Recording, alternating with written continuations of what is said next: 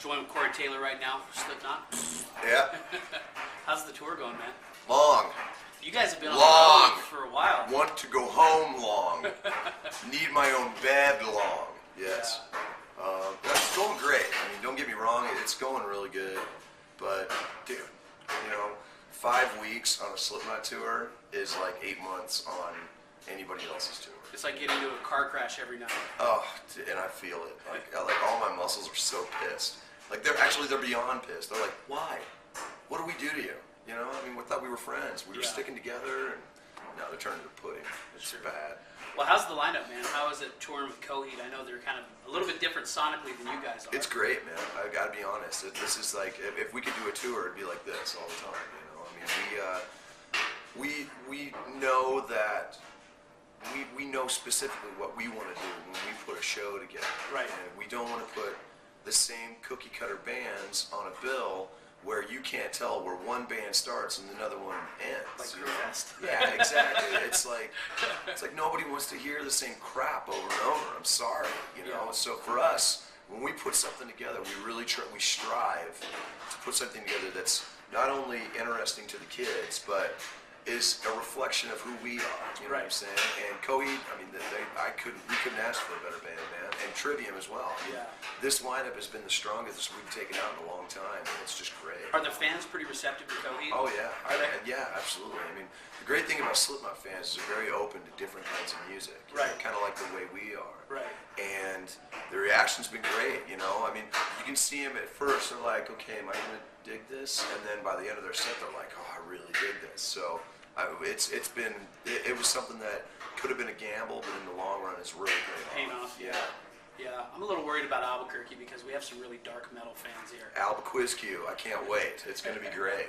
ALBUQUERQUE. That's right. I'm going to say it on stage, too. You should.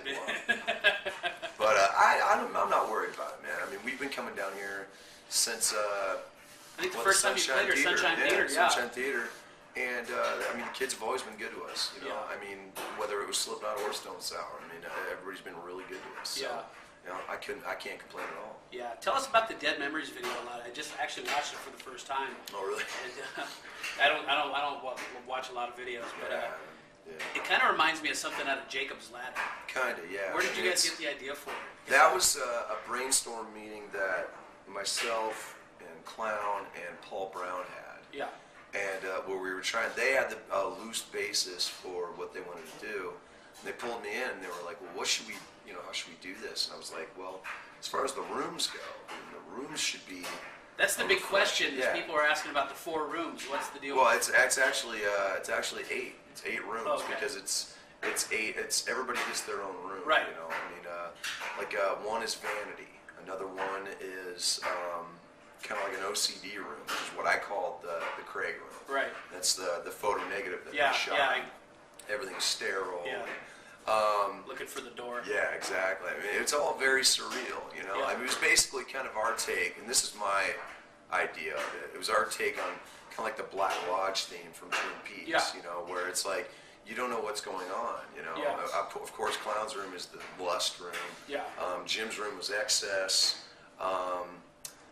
Fane's room to me was kind of the frustration room. Right. You know, it's like you're lighting all these candles and someone's constantly blowing them them out. out. So conceptually, it was really cool to be able to do that, you know. Right. And the great thing about it is like we shot all that backwards.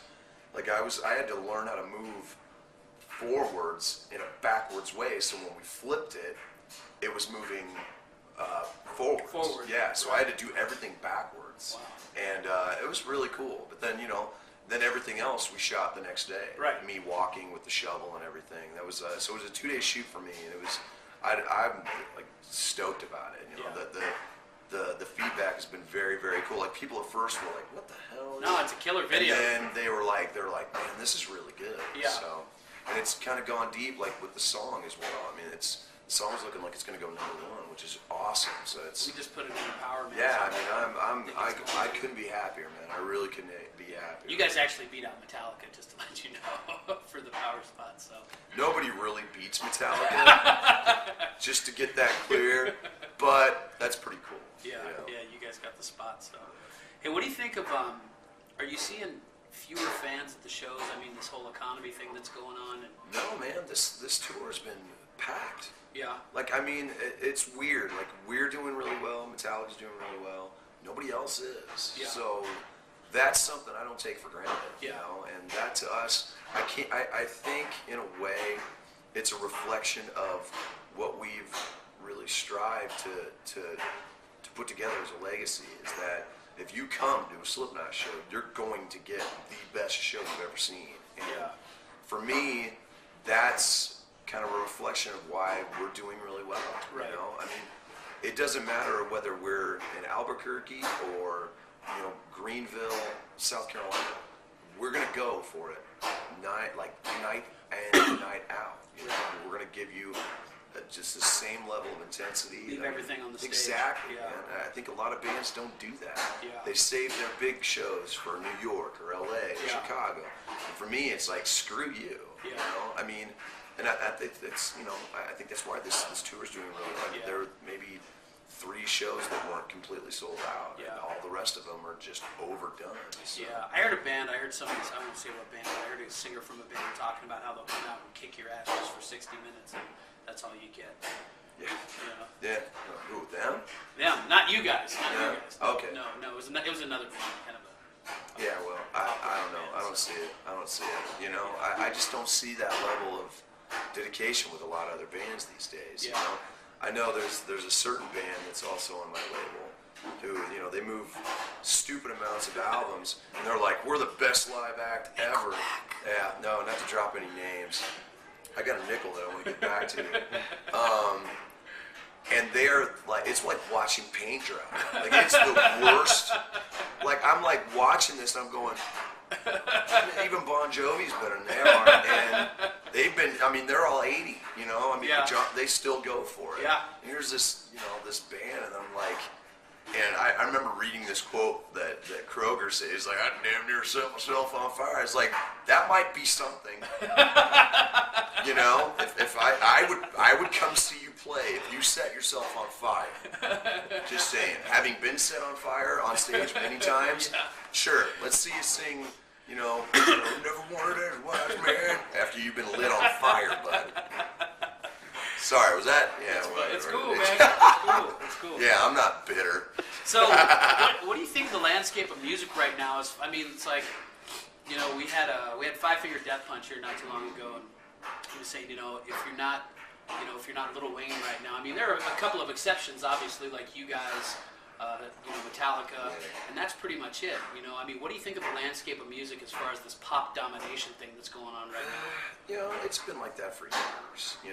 Everybody looks at it as like this new thing, like it's some kind of conspiracy that's been going on for years. Yeah. I mean, there was a brief period in the '80s when rock was kind of on the top, ruled. but it was very pop though. Yeah. At the same Yeah, time, that's it true. was very pop. That's true.